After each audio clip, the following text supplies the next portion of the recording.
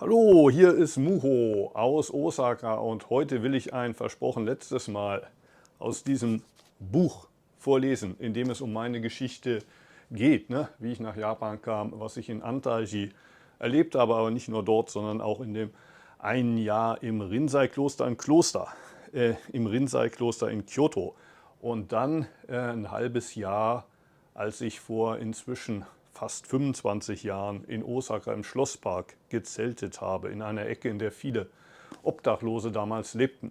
Einer der Zuschauer wollte mehr davon wissen, ne? Davon redest du ja nie, sagte er.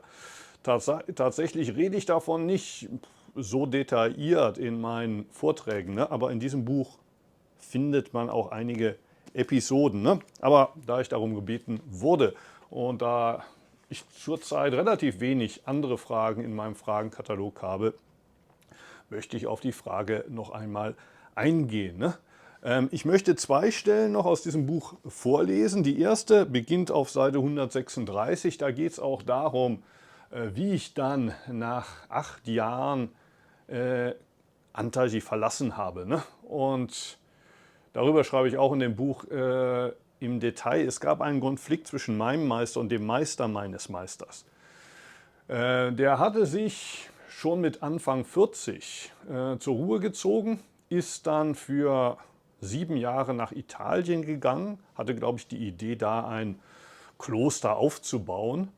Das hat aber nicht so geklappt, wie er es sich vorgestellt hatte. Und dann nach 7 Jahren wurde er mit Krebs diagnostiziert. Und er sagte sich, naja, sterben will ich in Japan. Ne? Ich gehe jetzt zurück nach Japan. Und 3 Jahre lang hat er einfach gar nichts so gemacht. Ne? Und dann ist er Priester in einem kleinen Tempelchen im Süden geworden. Ne? Aber er war dann, glaube ich, auch nicht ganz zufrieden mit der Art und Weise, wie mein Meister das Kloster Antaiji leitete. Ne? Und sagte ihm dann irgendwann mal, wird Zeit, dass du in Rente gehst sozusagen, ne? Dass du dich auch aus dem Amt zurückziehst. Und das wusste ich damals noch nicht, ne? Er sagte ihm dann schon, der nächste Abt, das wird der Muho sein. Ne? Obwohl er natürlich eigentlich gar kein Recht hatte, das zu entscheiden. Und ich spürte dann irgendwie, irgendwas stimmt hier nicht. Und ich hatte dann auch irgendwann mal das Gefühl, mein Meister, dem wäre es vielleicht lieber, wenn ich meine Koffer hier packe. Ne? Obwohl er mir das auch nicht direkt gesagt hat. Ne? Und da beginnt die Stelle, die ich jetzt vorlese. Ich schenkte mir Ullareinen Wein ein. Ich weiß, dass ein Schüler nicht ohne Erlaubnis des Meisters aus Antaiji fortgehen sollte. Wenn ich gehe, möchte ich auch nicht alle Brücken hinter mir abbrechen. Doch ich habe das Gefühl, dass es für mich selbst besser und auch für Antaiji ist, wenn ich meinen Mönchshut nehme. Miaulas Antwort, also Miaula ist der Name meines Meisters. Die Antwort meines Meisters fiel schlicht aus. Dafür brauchst du doch nicht meine Erlaubnis. Wenn du gehen willst, dann geh einfach. Als ich Antaiji im darauffolgenden Sommer, das war 2001, verließ, fühlte ich mich ähnlich befreit wie 5 Jahre zuvor bei meinem Weggang aus Seifukuji. Die letzten Worte, die Miaula an mich richtete, lauteten: Von nun an gehst du deinen eigenen Weg. Ich hoffe, du wirst viele Schüler haben. Um Antaiji brauchst du dir keine Sorgen mehr zu machen. Nur wenn ich sterbe, dann komm zurück. Es wurde ein schwerer Abschied. Zu vieles war zwischen uns ungesagt geblieben. Ich brauchte Luft, musste weg von all dem Ungeklärten in Antaiji, das die Stimmung in den letzten Monaten sehr belastet hatte. Ich wollte im Schlosspark von Osaka meine Zelte aufschlagen.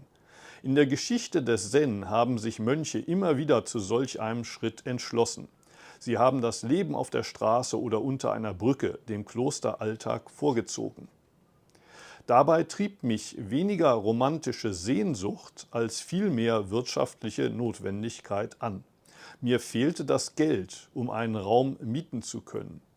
Aber ich wollte meine Sazen-Praxis mit den Menschen in einer japanischen Großstadt teilen. In Japan wird nur in den wenigsten buddhistischen Tempeln Zazen angeboten. Mir schwebte daher ein Ort vor, den jeder täglich aufsuchen konnte, um gemeinsam mit anderen zu üben. Ich wollte ein Zen-Dojo errichten, wie es sie, so ändern sich die Zeiten, mittlerweile in jeder größeren deutschen Stadt gibt. Beinahe 1000 Obdachlose kampierten damals im zentral gelegenen Schlosspark. Mich faszinierte die Einfachheit ihres Lebens. Außer ihren Zelten aus blauen Plastikplanen besaßen sie nicht viel. Auch gefiel mir der Gedanke, mich in einem öffentlichen Raum aufzuhalten.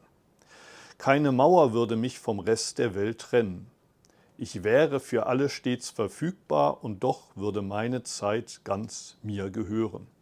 Am 13. September 2001, 2 Tage nach dem Anschlag auf das World Trade Center in New York, ließ ich mich nahe der Schlossmauer nieder. Mit einer Flasche Sake in der Hand fragte ich meinen Nachbarn, der sich mir als Hiroshi vorgestellt hatte: Ist es in Ordnung, wenn ich hier mein Zelt aufschlage? Klar, antwortete Hiroshi, die Sakeflasche fest im Blick, kein Problem.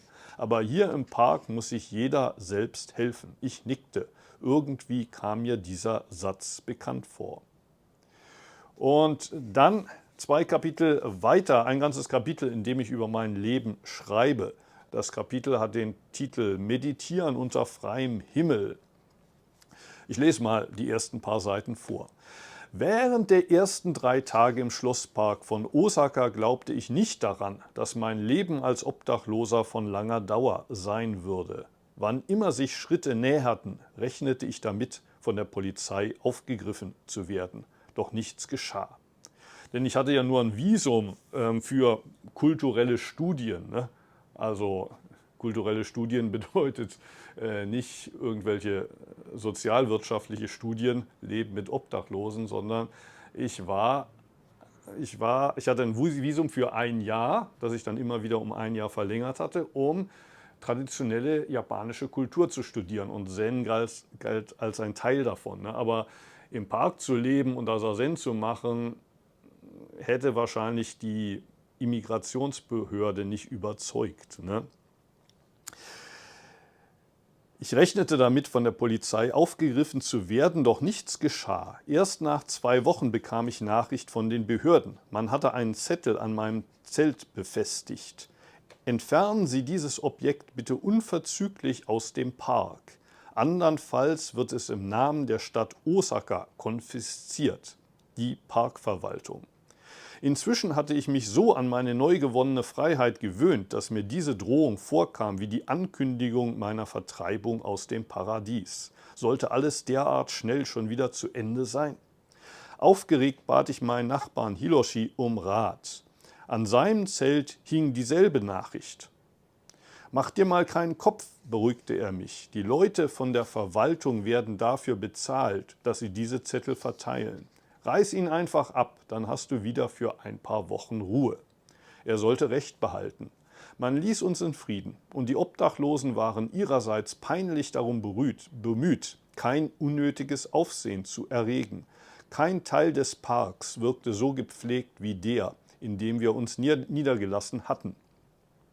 Morgens sorgte jeder mit dem Besen dafür, dass der Bereich um sein Zelt frei von Blättern und Unrat blieb.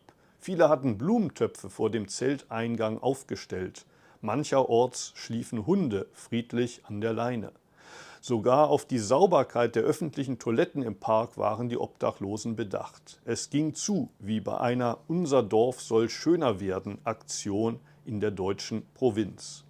Die meisten Parkbewohner hatten ihre Arbeit während der lang anhaltenden Rezession in den 1990er Jahren verloren. Nun lebten sie vom Sammeln von Getränkedosen. Für 1 Kilo zahlt ihnen der Altmetallhändler 100 Yen. Das wären nach dem heutigen Kurs 60 Cent. Wer in einer Nacht 500 Dosen schaffte, erhielt am nächsten Tag dafür also umgerechnet 6 Euro. Nach dem heutigen Kurs wäre es ein bisschen weniger. Davon ließ es sich im Park gut leben. Also wir brauchten Ich schätze mal so um die 200 Euro, knapp 200 Euro pro Monat. 150 hätte auch gereicht, wenn man sparsam lebt. Auch mit der Sicherheit gab es keine Probleme. Während meiner 6 Monate im Park musste ich mir kein einziges Mal Sorgen um meine Sachen machen. Um mich selbst erst recht nicht. War ich tagsüber unterwegs, ließ ich meinen Pass und das wenige Geld, das ich besaß, im Zelt. Schon als man mich längst zurück nach Anteiche berufen hatte, blieb meine Behausung noch 3 Monate unbeaufsichtigt stehen, ehe ich sie schließlich abriss und wegschaffte. Zu dem Zeitpunkt war aus dem Zelt schon eine kleine Hütte geworden. Ne? Ich hatte mir aus Tatami, die ich von einem Tatami-Händler geschenkt bekam, und hölzern und durchsichtigen Wellplastik, ne, das ich im Homecenter gekauft hatte, so eine kleine Hütte damals gebaut. Während meiner langen Abwesenheit hatte offenbar niemand auch nur einen Fuß hineingesetzt. Eines Tages kam ein Reporter in den Park. Er wollte eine Dokumentation über die hier lebenden Obdachlosen drehen. Einer der Bewohner wusch sich gerade mit eiskaltem Wasser in der öffentlichen Toilette. Das weckte die Neugier des Reporters. Wie oft er das denn mache, wollte er vom Parkbewohner wissen. Täglich, lautete die Antwort. Ob er denn keine Angst habe, sich dabei zu erkälten, gerade jetzt, wenn es bald Winter werde. Erstens, sagte der Mann, wasche ich mich meiner Umgebung zuliebe. Ich will meinen Mitmenschen nämlich keinen unangenehmen Körpergeruch zumuten. Und zweitens ist das kalte Wasser gut für die Gesundheit. Zuerst an die anderen zu denken, ist eine Tugend, der man überall in Japan begegnet. Die Obdachlosen im Park beherzigen sie jedoch besonders.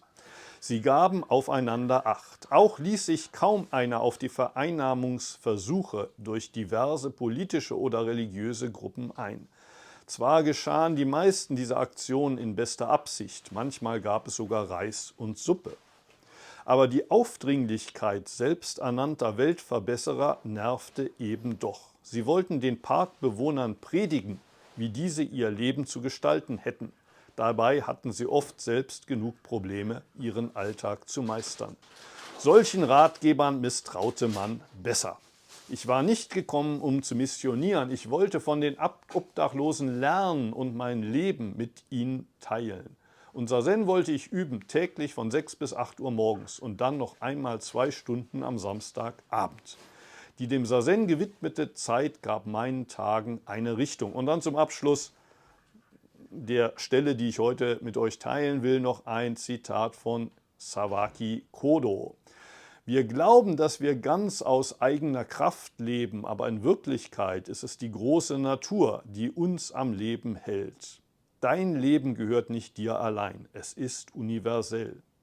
Dieses universelle Leben ist dein Selbst, es ist der wahre Menschenleib, der den gesamten Kosmos ausfüllt. Wenn ich alleine Sazen praktiziere, dann praktiziert das ganze Universum mit mir, eingeschlossen in Sazen. Ja, und das geht natürlich noch eine ganze Weile weiter, ne? Aber wie ich auch schon beim Seifukuji gesagt habe, ne, wenn euch wirklich alle Details interessieren, die ich in diesem Buch mitgeteilt habe, ne, dann legt es euch bitte zu. Ne? Hier steht 18 Euro drauf. Ich weiß nicht, ob der Preis immer noch gilt. Vielleicht kostet es inzwischen auch 20. Ne? Aber vielleicht ist es euch ja das Geld wert. Und wenn nicht, dann habt ihr die Videos hier auf YouTube inzwischen nicht mehr täglich, ne? Aber mehrmals die Woche, und die gibt es umsonst. Ne? Ich freue mich natürlich auch über alle, die mich über PayPal oder auf andere Weise unterstützen. Vielen Dank dafür. Und ich werde mich auch jetzt langsam mal an das Malen der Kalligraphien machen, die ich dann immer zum Dank vor Weihnachten rausschicke. Ne? Heute erstmal vielen Dank fürs Zuschauen. Ich wünsche euch einen schönen Tag. Ich freue mich auf eure Kommentare. Tschüss.